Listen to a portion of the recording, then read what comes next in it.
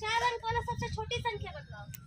तो कितना ये हो जाएगा 1000, क्योंकि 1 2 3 4 कितना अंक है यहाँ 4 अंक है। अब सबसे छोटी संख्या यानी कि सबसे छोटी ये बड़ी संख्या कितनी हो जाएगा 9999। समझ गया?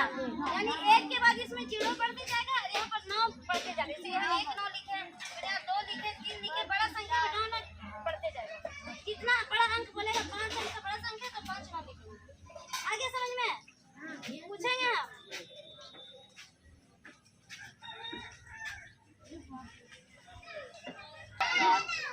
हाँ?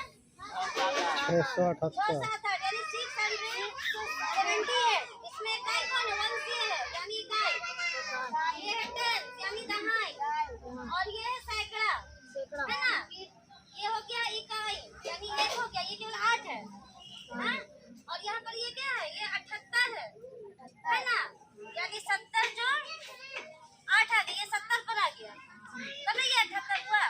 तो अगले तो इसको अलग हम किए तो ये 70 हो गया, 8 हो गया, ये हो गया दहाई, यहाँ दहाई है, ये हो गया दहाई यानी 10, और ये कितने हैं 6 यानी सैकड़ा, ये हो गया 100, ये हो गया सैकड़ा। अगर स्टैंडर्ड फॉर्म में आता है तो इसको लिखेगा